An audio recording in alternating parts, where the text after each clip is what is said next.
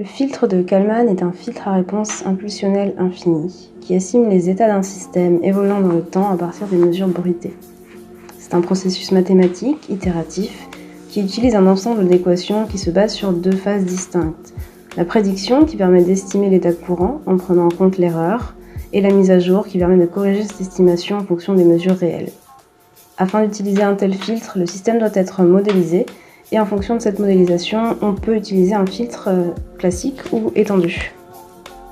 Le filtre de Kalman classique fait intervenir des systèmes linéaires qui peuvent être modélisés de cette façon, avec Y les mesures des capteurs, X les paramètres à estimer, B le bruit et enfin H la matrice d'observation qui relie le vecteur d'état au vecteur de mesure. L'expression du filtre s'obtient en utilisant la méthode des moindres carrés en considérant que tous les bruits mis en jeu sont gaussiens. La phase de prédiction fait intervenir la prédiction courante et précédente, l'erreur d'estimation et le bruit d'état. La phase de mise à jour calcule le gain de Kalman à partir de la matrice d'état et du bruit de mesure, ce qui permet de mettre à jour la covariance de l'erreur et la prédiction pour la prochaine itération. Lorsque le système ne peut pas être modélisé de manière linéaire, on peut avoir recours au filtre étendu. Dans ce cas, l'élément qui relie l'état à la mesure n'est plus une matrice, mais une fonction qui dépend de l'état et du bruit. Et l'estimation courante est fonction de l'estimation précédente.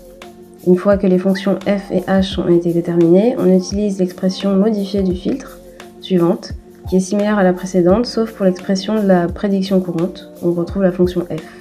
L'utilisation des matrices h et a requiert de linéariser les fonctions f et h autour du point de mise à jour considéré.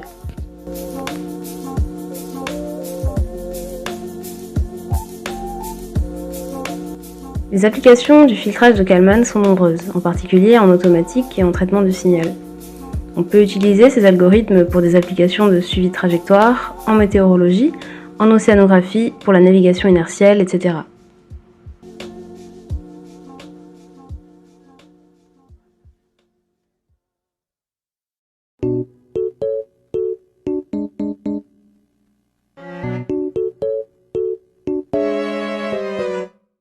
Pour utiliser le filtre sur les données d'une centrale inertielle, il y a d'abord un choix de paramètres à faire.